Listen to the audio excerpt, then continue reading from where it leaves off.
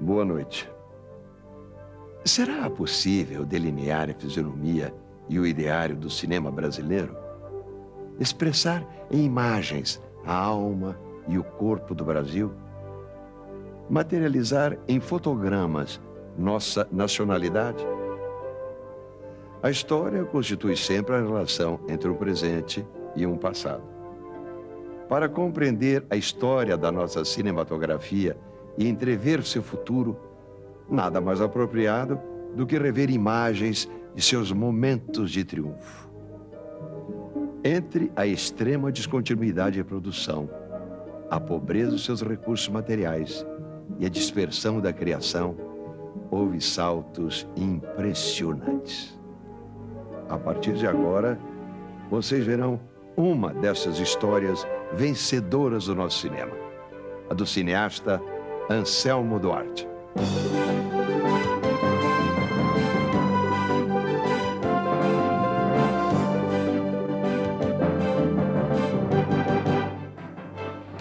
Anselmo Duarte exerceu quase todas as funções dentro do cinema. Atuou, dirigiu, roteirizou, produziu, editou, pegou a câmera à unha. Ninguém conquistou tantos prêmios até hoje. Galã rasgou corações mundo afora.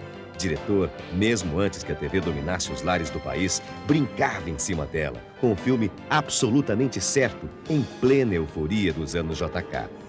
Ganhou a Palma de Ouro em Cannes no ano em que a seleção canarinho levou o Bi lá no Chile, em 1962. O Pagador de Promessas também era um sinal verde e amarelo de que o Brasil pode dar certo, sim senhor. Aqui e lá fora. Por esses e tantos outros filmes, podemos afirmar que a história de Anselmo Duarte se confunde com a história do nosso cinema.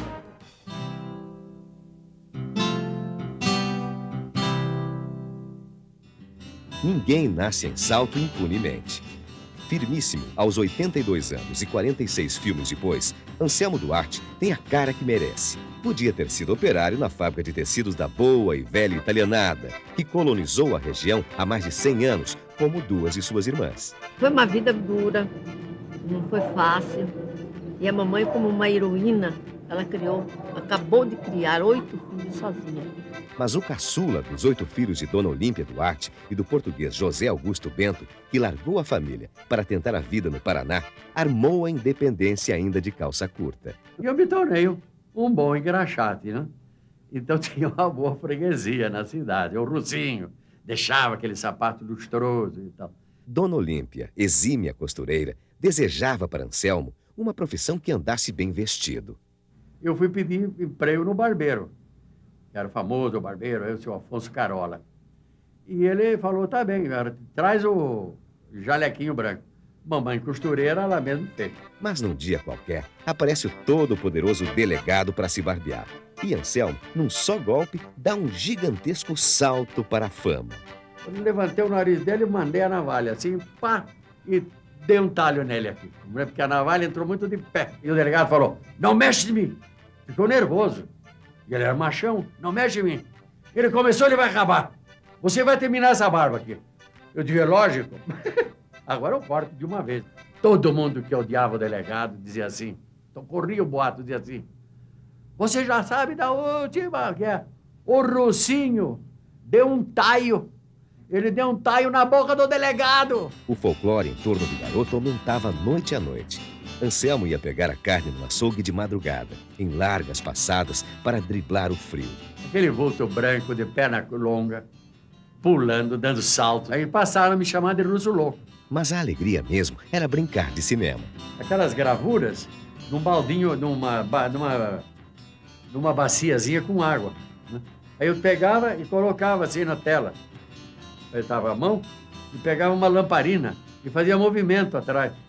E parecia que ela movimentava, assim. Esse foi o meu primeiro cinema que eu fiz aqui em Salto, menino ainda. Brincando, brincando, nasceu ali o futuro cineasta. Hoje nome de rua e cineclube, na cidade de 100 mil habitantes. Todas essas coisas que eu acabo de narrar, eu recebi aqui em Salto. Quer dizer, essa influência de arte, né? Era teatro, cinema, música, né? Foi uma infância muito bonita, uma infância feliz, que tenho bastante saudade.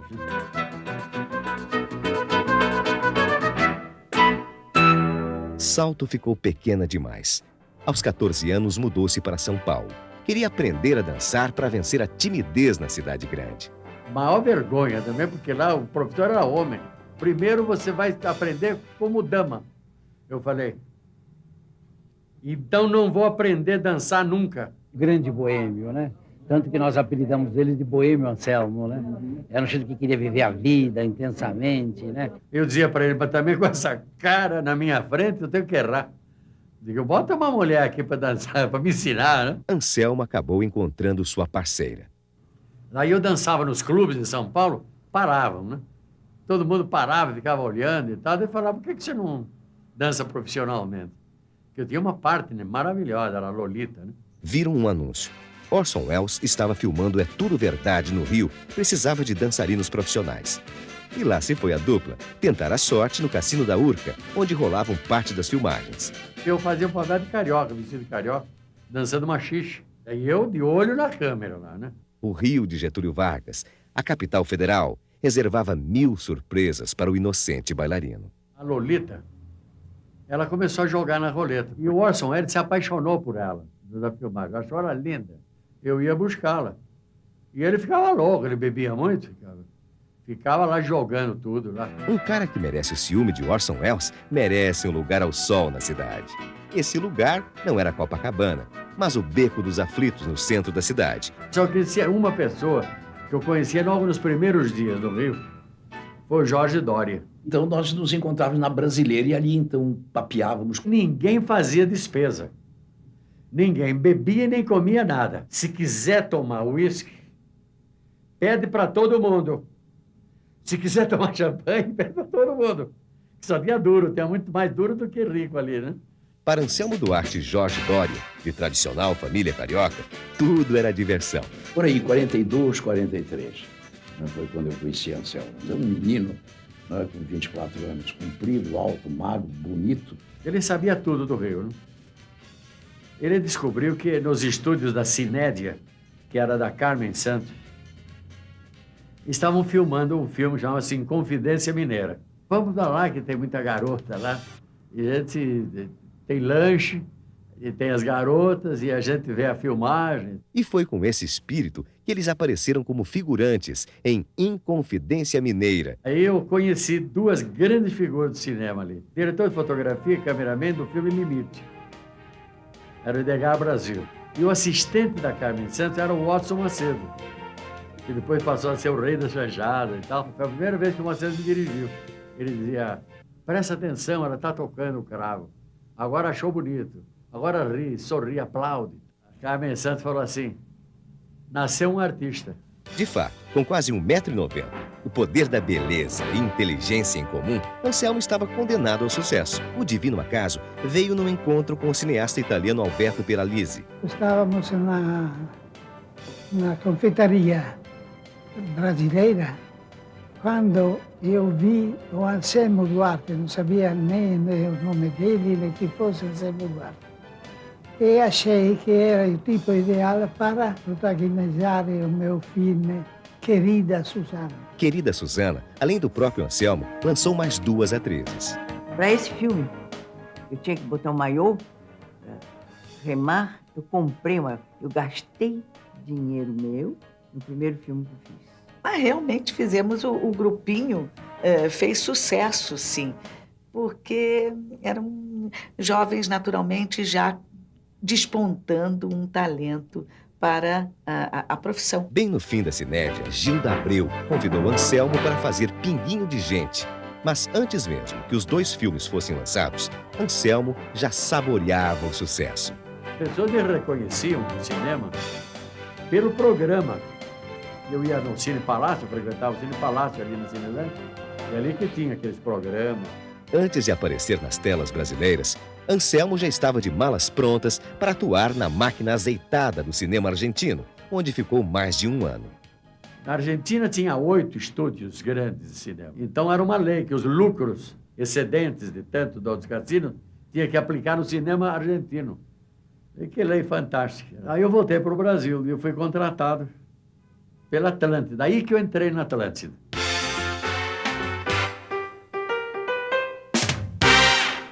De volta de Buenos Aires, Anselmo pegou o bonde da Atlântida andando. Primeiro um filme sério, Terra Violenta, adaptado de Terras do Sem Fim, de Jorge Amado, com a direção do norte-americano Ed Bernudi. A chanchada já era um fato consumado. O Brasil se dobrava de rir com a dupla Oscarito e Grande Otelo. Julieta, eu te imploro, não te vai.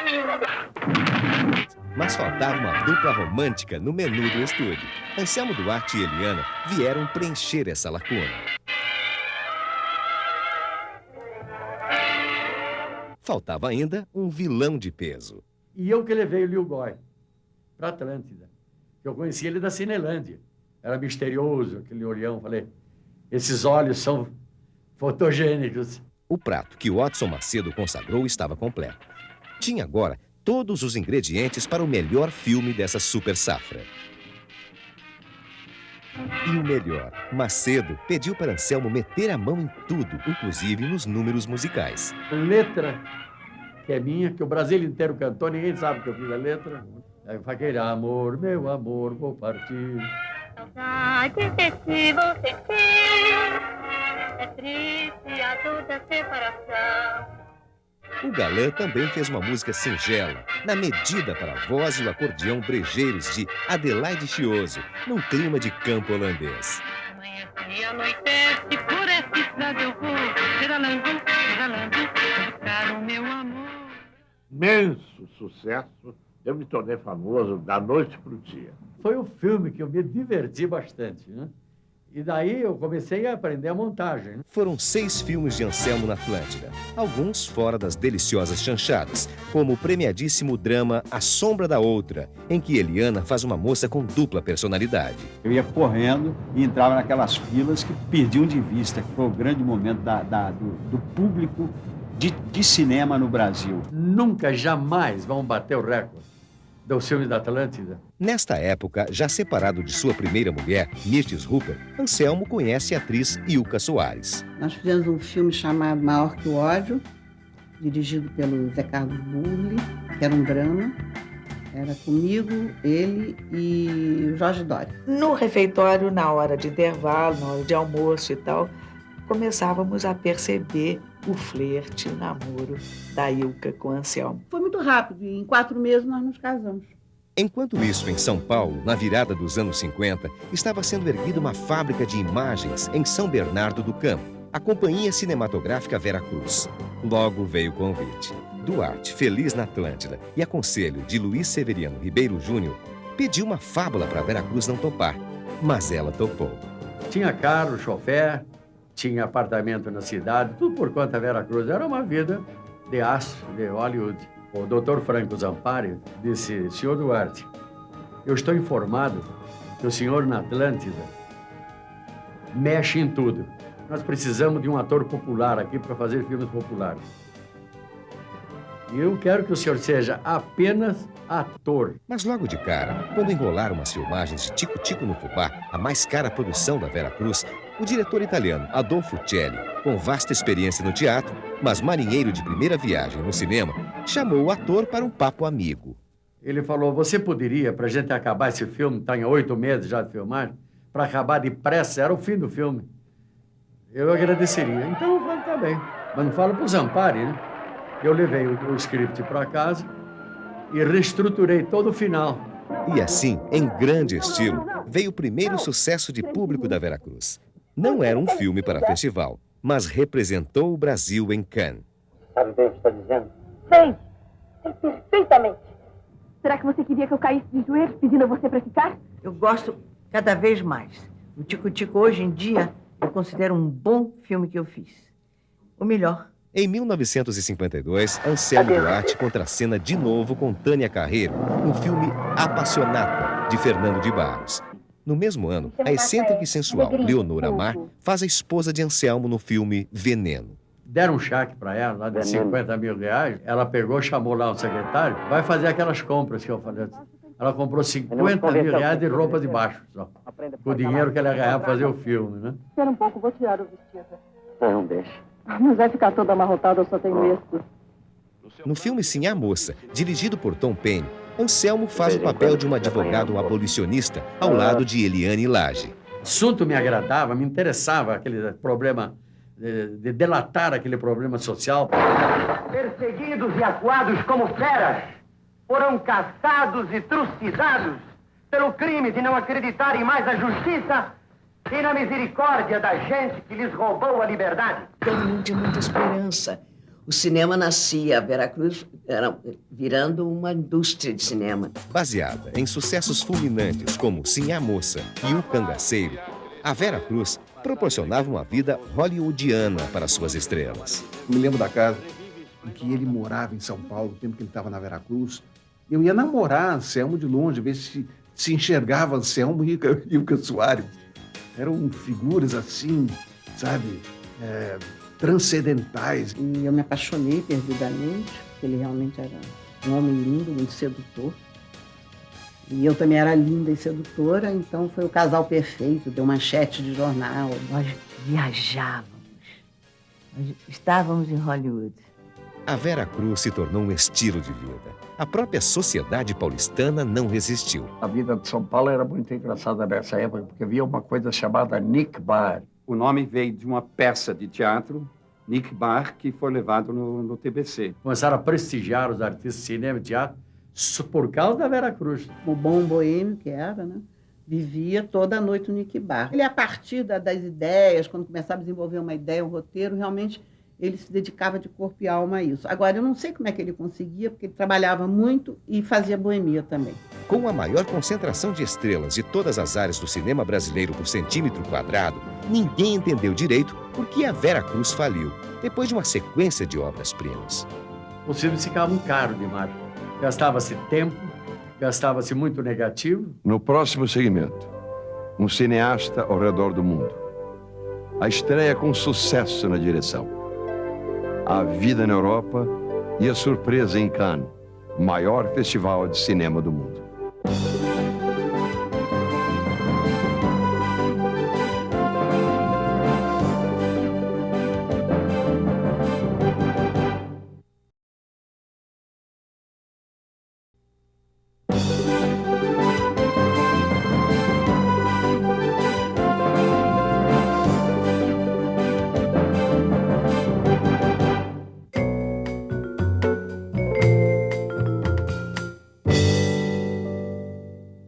De volta ao Rio, Anselmo Duarte estrelou o filme O Diamante e fez de novo dupla com Watson Macedo nos filmes Carnaval e Marte e Sinfonia Carioca. Em Depois Eu Conto, de José Carlos Burle, o ator teve participação decisiva. Eu fiz uma sátira ao Ibrahim Suede, que era a vida dele eu conhecia bem, que é a história de um cronista social, frentista de um posto de gasolina. E que à noite ele saía com os caras do patrão. Foi direção do Burle. Esse filme eu fiz história, roteiro, que era feito com economia, eu fiz montagem. Para entrar no jogo da produção, vendia um carro. Quando vinha a bilheteria, comprava outro. Adorou trabalhar de novo com Tom Penny. O filme era Arara Vermelha. Aproveitou para bancar o cinegrafista e fazer os bastidores da filmagem. Assim, perdia o medo de dirigir. Tomava intimidade com a câmera e ganhava mais um prêmio. Eu falava para eles que eu queria ser cameraman, né? Então eles aconselharam a não ser cameraman. Acho que não gostaram da minha câmera. Não gostaram nem da câmera, nem da fotografia. Então, assim, desista. Mas era inevitável. Associado a Oswaldo Massaini, peitou fazer absolutamente certo. Primeira direção, foi também história, que é minha e do Jorge Doria, outra vez. O Jorge não separa da minha vida, né? Anselmo alugou os estúdios da Veracruz e chamou o inglês Chick Fowley para a fotografia. O Chick dava coragem, né? Ele me dava coragem. Às vezes discutia com cenas um pouco difíceis, né? Mas depois ele dizia, mas vamos fazer. De olho na bilheteria, Anselmo botou em prática tudo o que tinha visto no cinema para brincar com a televisão.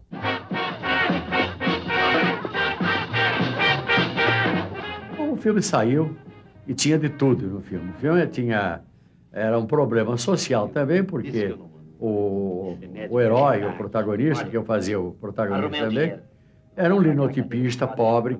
Ué, onde é que você arranjou esse dinheiro? As coisas vão melhorar. Policial, tinha o gangue, tinha as lutas, as brigas.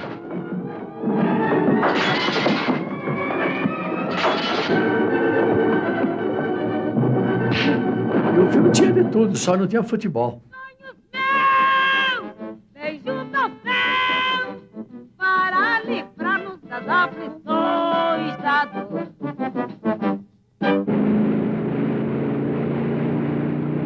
Você partiu, saudade me deixou, eu chorei. O endereço é Rua Caetano Pinto, 383, Conjunto C. Certo! Absolutamente certa a resposta à primeira parte da pergunta. Zezé, Zezé, even a blind can see. Zezé, Zezé, crazy about you I will be. Um estrondoso sucesso de público e de crítica. O absolutamente certo foi um tiro. Tem mais de 40 anos, 42, talvez 43 anos, e já era um filme super bem acabado, bem cuidado. Foram os filmes que fizeram o público do cinema brasileiro. Logo em seguida, em 1958, atuaria no filme O Cantor e o Milionário, de José Carlos Burle. Mas foi com o dinheiro de Absolutamente Certo que Anselmo foi viver um tempo na Europa, abrindo novas fronteiras. Fui para a França.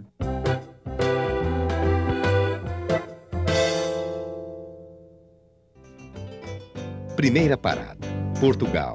Fez aqui As Pupilas do Senhor Reitor. Mas o alvo era mesmo o IDEC, o Instituto de Altos Estudos Cinematográficos em Paris, e o arguto cineasta logo percebeu que não era tão alto assim. Uma equipe de cinema composta de 22 pessoas. Essa era a primeira aula que eu vi. E daí ficava descrevendo. Eu já tinha feito o Absolutamente Certo com uma equipe de 12, que era uma equipe econômica. E agora eu vou começar a aprender a fazer um filme com uma equipe de 22 pessoas. Aprender quais são as funções. Só me servia mesmo para aprender o idioma. Da França para a Espanha, Anselmo foi a Madrid atuar no filme Um Raio de Luz, ao lado da estrela infantil Marisol. Nas horas vagas, uma das maiores alegrias do cineasta era acompanhar os bailes que o time do Santos de Pelé e companhia dava na Europa. O Santos estava jogando na Bélgica na época do Pelé, do Zito. Bom, agora vai entrar. Mandava aquecer o Anselmo. O Anselmo ficava 10, 15 minutos aquecendo. Daqui a pouco o Lula, que era o treinador, dizia assim, para de aquecer, senão tu vai pegar fogo. Eu entrei, faltavam 10 minutos, compreende? Então o Anselmo já entrou debaixo de vaia. E fui lá, entrei no lugar do Pelé. O Pelé driblou todo mundo, inclusive o goleiro botou o Anselmo debaixo do gol. O Santos estava perdendo do Anderlecht, da Bélgica. O Anselmo chutou para fora. Eu entrei e marquei o gol aos 44 do segundo. Fez isso umas 3 vezes, aí os marinheiros já estavam à fúria. Acho que é isso, mais ou menos, né, Anselmo? Faltando 1 minuto para terminar o jogo, o Lula tirou o Anselmo. Foi o único jogador que entrou com 10 minutos para terminar e saiu com 1 minuto para terminar. Ele nunca conta a mesma história igual, que é fantástico. Ele pode te contar a mesma história 10 vezes, ele muda. Mas o mestrado de Anselmo Duarte era acompanhar o Festival de Cannes. Não escapava nada. This is CinemaScope. Quando ele gritava assim, a tela esticava, né? Era muito bem feito. Aquela tela ia esticando. E começava a colorir a tela, via cores, assim, né?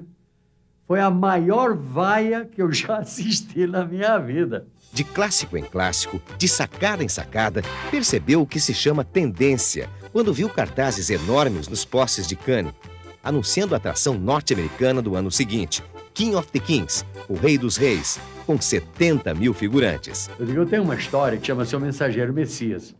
E eu vou para lá, é a história de um Cristo atual. E quando o americano chegar com o King of Kings, com o Rei dos Reis, Cristo com a roupa de lamé, eu vou apresentar o meu Cristo com a roupa atual.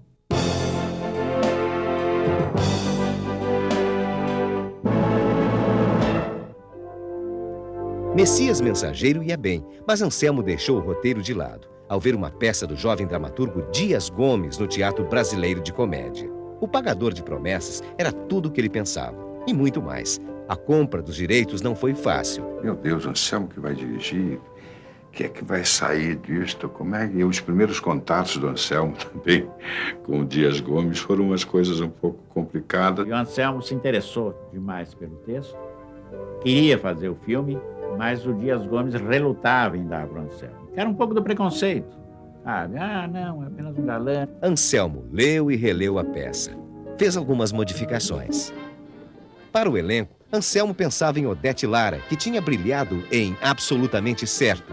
Quando a atriz recusou, Anselmo disse que ela ia perder a Palma de Ouro. Leonardo Vilar não era o Zé do Burro dos sonhos do diretor. Tinha um outro ator, Miguel Torres, que ele gostava muito e que era o preferido dele. Um mês depois, eu estava com 12 quilos menos, o Anselmo me deu o papel.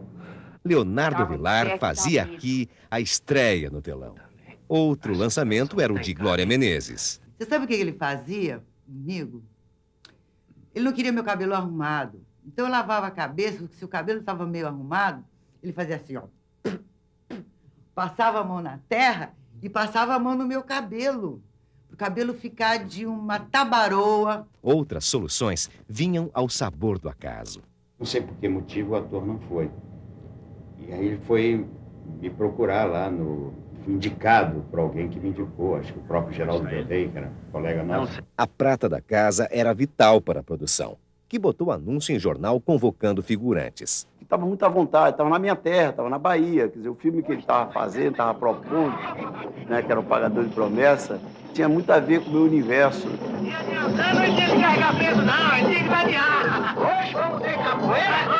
E para fotografar tudo isso, só podia ser o mestre Chick Fall. Aquela big câmera, tá subindo a escada, que vinha com eles atrás, ia filmando eles atrás.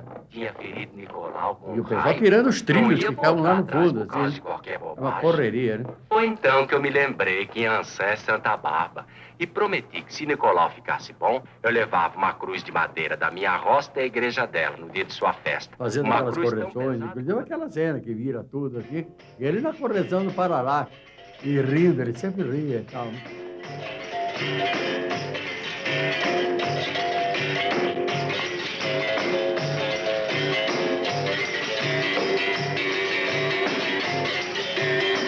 Quando desarmaram o circo sem nenhum centavo, Anselmo ainda ficou alguns dias na Bahia. Fui fazer um documentário na Ilha dos Frades, com o Pitanga,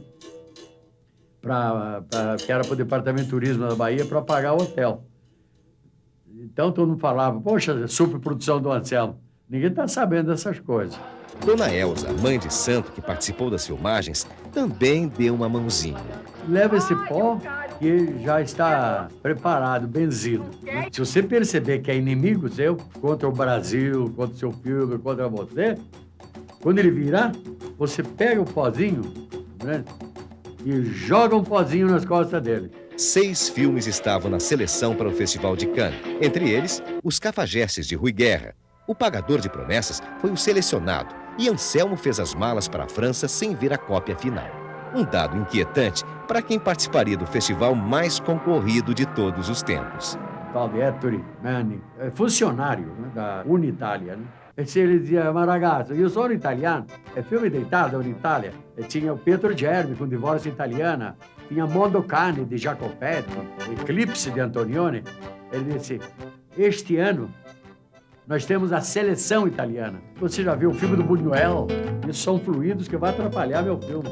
Eu comecei a lembrar de Dona Elza, porque a luta era grande, eu estava sozinho lá. Ele virou as costas, eu já mandei um pozinho nele. E ele levou aquele susto, levou aquele pozinho no pescoço, na nuca, e virou para trás e disse, mas que passa? Mas que passa? Que questo? Que questo? E eu digo, Saravá, parema lemiançã. Vai com Deus. Anselmo, que não perdia uma sessão no Palácio do Festival, só recuperou a confiança quando recebeu a cópia. Quando começou o filme, que entram aquele batuque, os berimbau e coisa e tal, a cópia estava um veludo. Depois fiquei sabendo que o grande Chico Paulo ficou no laboratório, mas sabe saber, dirigindo a copiagem. A Rex fez 3 cópias, até sair como o Chico queria.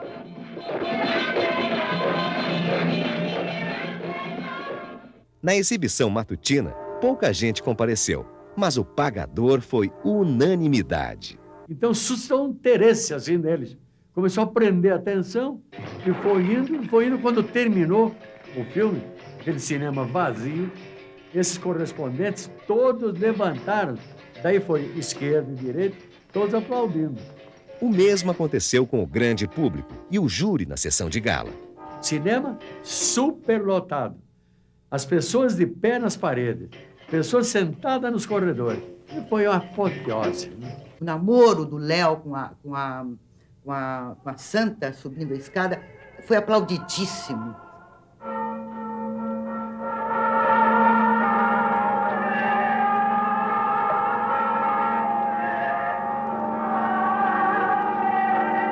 Nenhuma surpresa quando o cartaz com o nome do vencedor de Cannes foi afixado na porta do Palácio dos Festivais. O Pagador de Promessas era o melhor filme do festival.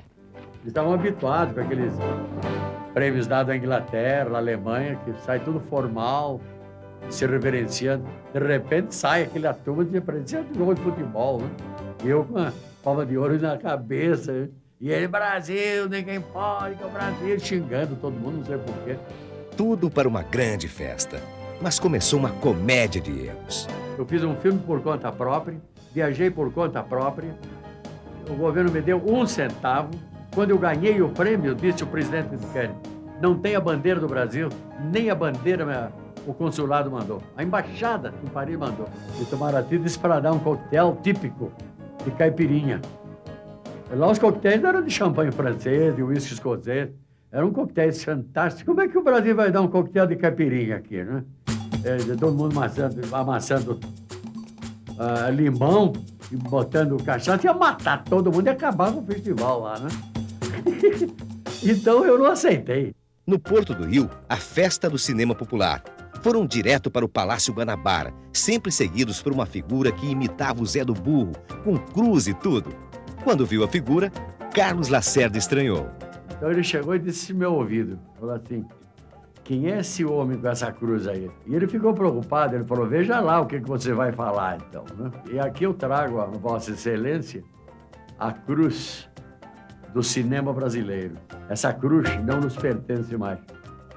Pertence ao governo brasileiro. Entreguei a ele, né? Essa cruz eu deveria entregar ao presidente da República, que nada faz. Ele atacava o governo. Né? E abriu a janela e jogou a cruz fora do palácio. Quando ele jogou a cruz, ele estava muito nervoso, com medo que falasse outras coisas. E foi um grito lá embaixo. Foi assim a nova vítima do cinema nacional, né? No Porto de Santos, o clima era de Copa do Mundo. Glória Menezes não esquece. O povo brasileiro o recebeu com grandes honras. Isso é que eu acho importante. Porque nunca mais... Qual foi outro filme brasileiro que se botou em cima de um carro de bombeiro, os atores, e andando pela cidade, e o povo aplaudindo nas calçadas? Não houve mais isso. Mas a vertigem não ficou aí. O Pagador ia ganhando um festival atrás do outro. Foi nominado para o Oscar de melhor filme estrangeiro, até chegar ao Festival dos Festivais, o de São Francisco. Para ser inscrito, precisa que o filme tenha ganho durante o ano algum prêmio em festivais internacionais. O melhor diretor, o melhor ator, o melhor filme. Amor Sublime Amor. Considerado que tem os balés mais modernos, filme musical mais moderno dos Estados Unidos. Ganhou 8 Oscars. Competiu em São Francisco da Califórnia. Ganhar de Amor Sublime Amor, o magnífico musical de Robert Wise, vá lá. Agora, ganhar o troféu de melhor música, Anselmo Duarte não cabia em si. E o mais incrível que você possa imaginar, que é o mais interessante de tudo que eu estou falando, é que o Pagador ganhou em São Francisco, não só como melhor filme, ele ganhou como melhor música. Eu trouxe o prêmio para o Gabriel Migliori. Naquele mesmo festival, o filme Os Cafajestes teve sua exibição prejudicada pela delegação da então União Soviética. O Valadão ficou revoltado, indignado, arrependido de ter gritado quando chegaram, viva a Rússia.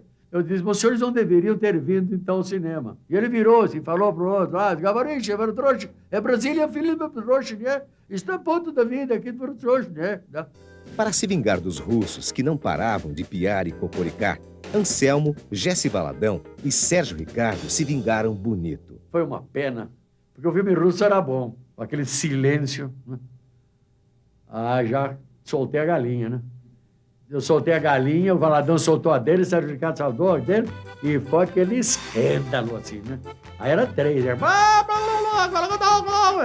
é pena pra todo lado voando, né? Apesar do triunfo no exterior, Anselmo Duarte chega ao Brasil e encontra uma outra realidade: a ditadura. O cinema novo, a palavra dos amigos, suas aventuras e seus amores, tudo isso no próximo bloco.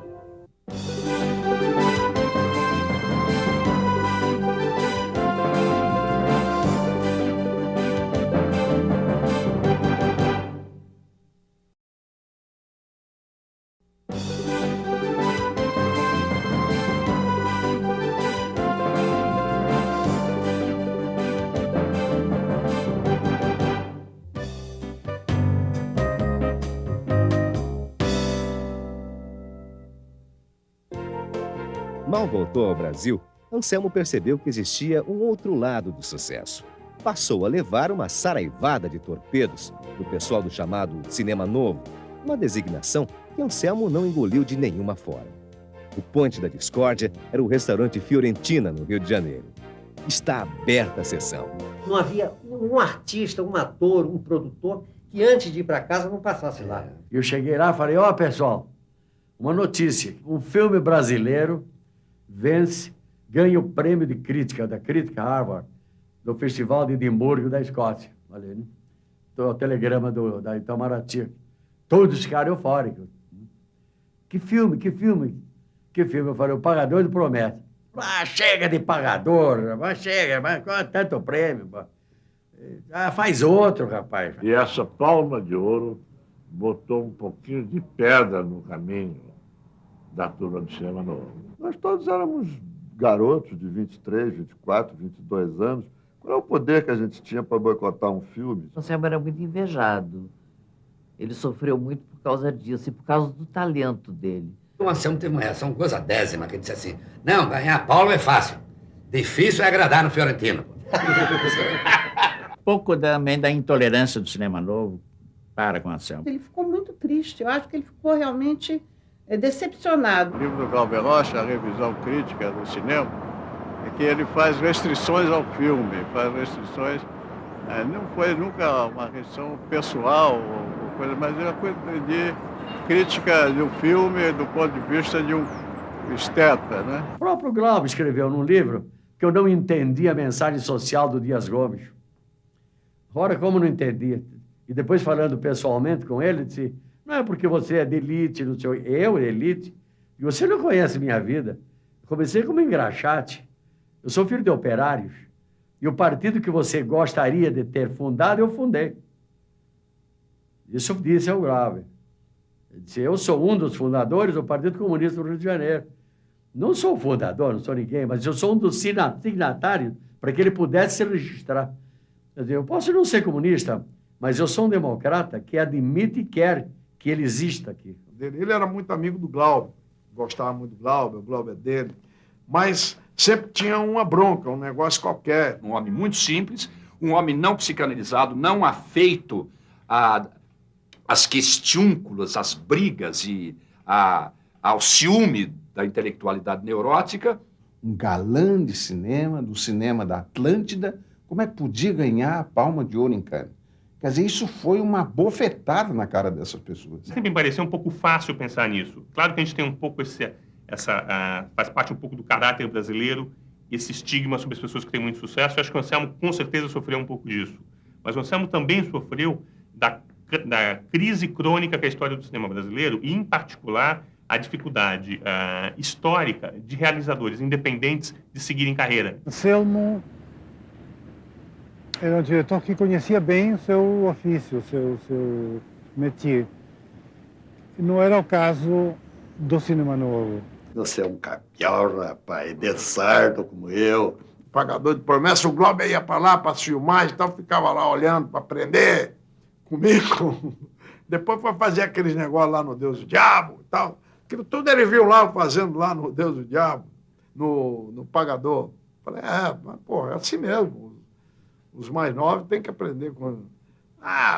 esses garotos cinematográficos são muito abusados. Depois não... Devia ter dito, né? Aprendi com Anselmo Duarte.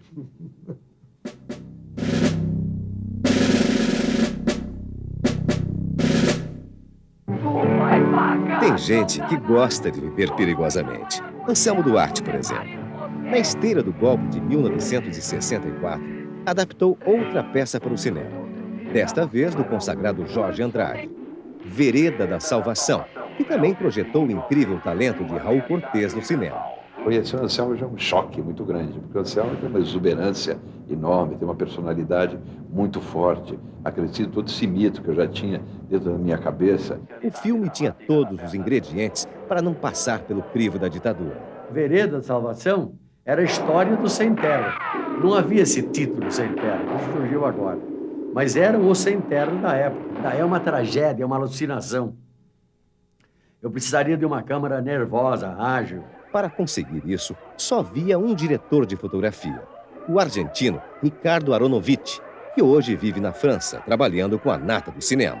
O conhecimento do cinema, a segurança que ele tinha nas suas escolhas, era muito importante para mim, porque não tinha essa improvisação. O filme não tem nenhum enfoque com plano e contraplano, que é o ABC do cinema. O indivíduo fala, o outro responde, o outro fala. Aquela série de cortes, cinema de montagem. O filme não tem. É um balé da câmera com os atores.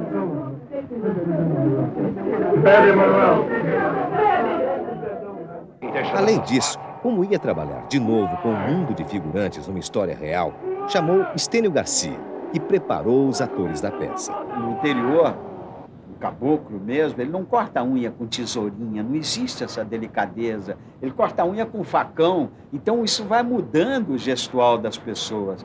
E ele foi ficando entusiasmado com isso. Ele disse, manda brasa, vamos lá, vamos fazer esse estudo todo com os nossos atores, que eu quero esse comportamento no filme. Com perfeccionismo levado ao extremo, quase fez Lélia Abramo perder os cabelos. Mandou que eu tingisse o cabelo.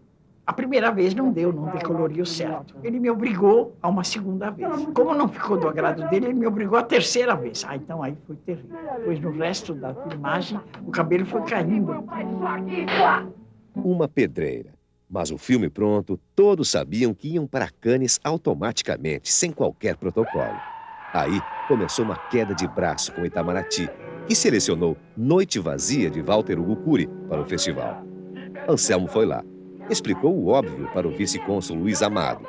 Tudo bem, Noite Vazia tem todo o direito de ir, mas o Brasil podia ter 2 concorrentes, assim como a Itália teve 5 no ano em que Anselmo concorreu. Aí o caldo engrossou.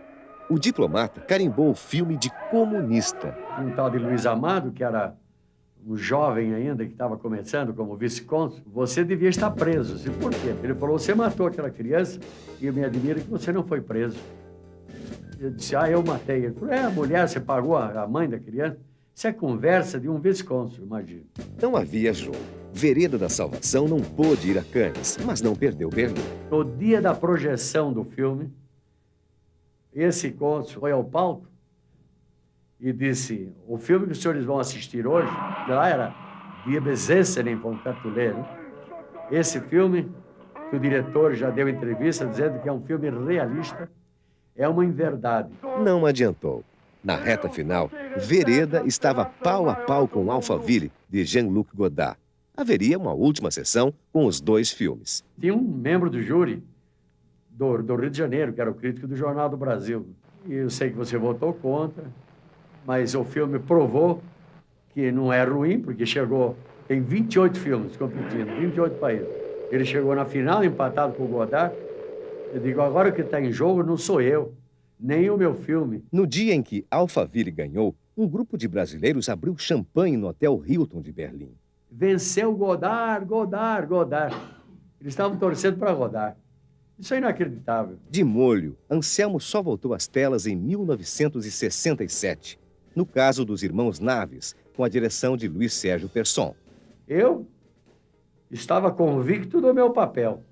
Eu era o tenente mau que pegava dois inocentes e obrigava-os a confessar um crime que não cometeram. Não só ele batia para valer, como o Luiz Sérgio pedia para ele bater.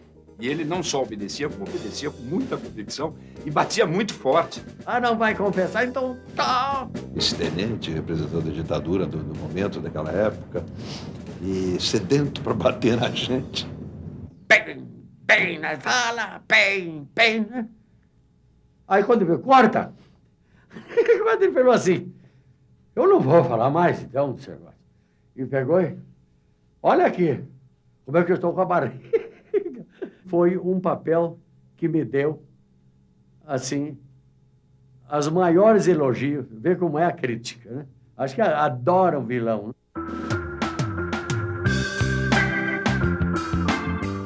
A performance sexual de Anselmo era o prato principal de uma polêmica entrevista que ele deu ao Pasquim. Dei 12 em 6 horas. Aí já pediram papel lá pra fazer as contas. Era inviável. Quem pode dar 12 em 6 horas? Mas eu dei, pô. Eu dei, se quiser eu provo agora a você. Não, ninguém vai querer comigo. De lá pra cá, o mito sobreviveu. Como a história de uma certa fã, amante do governador Adhemar de Barros, conhecida como Dr. Rui. E ela falou, aqui é uma lembrança minha. Se você realizou teu sonho, ela falou. Veio mais depressa que você esperava. Ela falou. Eu disse, o que é isso? Tá? Não sabia, daí saí para ver. Tava lá. Era esse jaguar. Então as pessoas sempre perguntam assim, naturalmente que você devolveu? Eu digo assim, eu respondo, você devolveria? Ninguém devolveria. Mas o primeiro amor, a gente não esquece. Eu comprei a cabra. Eu sabia que com a cabra você vendia leite. E começaram a insinuar coisas, né? Desairosas.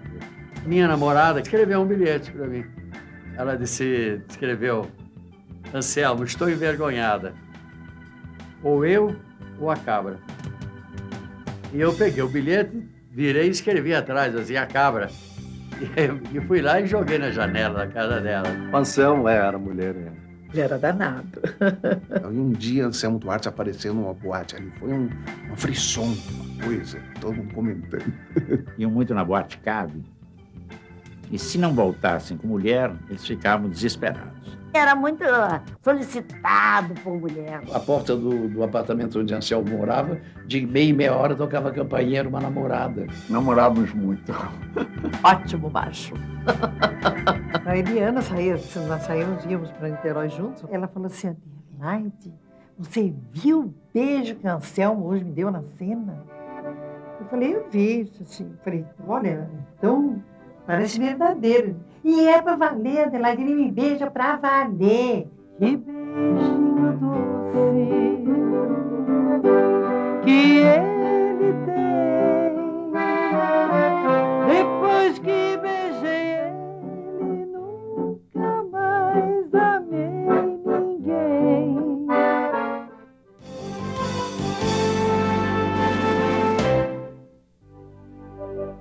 Ele era o Chaplin, né? As histórias todas são chaplinianas, porque ele sempre leva a pior. E é tão bonito, você fica tão... provoca uma ternura tão grande a história do Anselmo Duarte, e daí, provavelmente, o grande sucesso com as mulheres, é porque sempre na história ele perde um pouco, né? Então, é isto que faz o fascínio do Anselmo. Anselmo Duarte percebeu isso desde cedo. O que ele gosta mesmo é de contar histórias e divertir plateias. Ao longo da carreira, não fez outra coisa. Pode ser no drama O Descarte, com Glória Menezes e Rony Von. Pode ser no Cangaço Aventura de Quelé do Pajeú, com Tarcísio Meira e Rossana Guessa. Pode ser no Certo Capitão Rodrigo, baseado em obra de Érico Veríssimo. Pode ser no Crime do Zé Bigorna, escrito por Lauro César Muniz, onde ele se permite uma licença mais que poética. Botar Estênio Garcia e Lima Duarte na mesma função que exercia com o irmão Alfredo, quando eram meninos em salto. Esquentava muito a tela. Então corria o perigo de pegar fogo. Então ela tinha que ser de tempos em tempos molhada. E o Anselmo começou a carreira dele atrás. Ele inventou uma máquina de bambu que ele enchia d'água e molhava a tela. De maneira que ele viu todo o repertório clássico mundial ao contrário. o meu trabalho, que é reconhecido nacionalmente e às vezes até internacionalmente, mas eu considero assim rico porque eu consegui obter muitas informações de pessoas como Anselmo Duarte. O olho da câmera do Anselmo e a certeza da montagem do Anselmo era impressionante. É um homem de cinema. Ele procurou vários tipos de cinema e experimentou diferentes tipos de cinema. Isso é muito interessante. Em alguns gêneros ele foi mais bem sucedido do que em outros, mas isso também não significa nada. O que importa é o conjunto da presença do Anselmo Duarte no cinema brasileiro. Um diretor que deixa essa contribuição de qualidade. O Anselmo diretor. E essa talvez tenha sido a grande surpresa para todos nós. O Anselmo é uma pessoa muito polêmica, mas ele tem um objetivo. Ele tinha uma certa grandeza, ele sabia o que era o cinema. A obra dele, especialmente o Pagador de Promessas, é um trabalho que deve ser reconhecido por todos nós e para sempre. O Anselmo é uma pessoa que me dá orgulho de ser brasileiro. Eu acho ele uma pessoa super capacitada, acho ele realmente foi um ator da sua época maravilhoso. Isso tem boas recordações no Anselmo Duarte. De um certo modo, eu amo o Anselmo. Eu tenho amado o Anselmo a minha vida inteira. Ele tem a versão dele. Ele tem a versão. Aliás, não é uma, não. Ele tem muitas versões. Muitas versões. Pelo caráter que eu conheço dele, não é invejoso. Ele gosta das coisas certas. Apesar de fazer cinema e lidar com essa coisa para público, acho que ele sempre foi um individualista e um solitário. Um tímido, profundamente extrovertido. Eu definiria como um triste que se esconde às vezes atrás da gargalhada. Ele é muito franco, muito corajoso. Muito briguento, mas ele é muito engraçado. É uma pessoa generosa. Mas onde será que ele foi arrumar tanta coisa para poder contar para a gente, não é verdade? Incursionar num outro tipo de cinema, de reconhecimento internacional, não é fácil. E o Anselmo foi uma das pessoas que conseguiram isso. Era um sonhador. Muito espirituoso. Ele tem uma veia cômica muito acentuada. Ele mexia em tudo. Ele sabia editar, ele sabia montar, ele sabia iluminação, ele sabia o som, ele sabia mixagem, ele entendia de tudo. Histórias que assombram o mundo não são as histórias brasileiras. E isso ele que trouxe, pela primeira vez, com dramaticidade certa, com atores competentes. Eu dou essa palma de ouro para você. O cinema brasileiro está dividido em duas partes, antes e depois do Pagador de Promessas. O maior contador de história que eu conheço. Se alguém que merece, já, em vida, não depois de morto, ter estátua em praça pública, é o próprio Anselmo Duarte. Anselmo Duarte era um dos convidados muito especiais dos 50 anos do Festival de Cannes em 1997. Ele estava absolutamente à vontade entre grandes do cinema. Cinema tem que ser adulto. O diretor tem que ser adulto. É um homem que tem o discernimento das coisas, que saiba o que é bom de falar, o que é novidade, o que é surpresa e imprevisto. Cinema vive dos imprevistos. Cinema vive dos choques.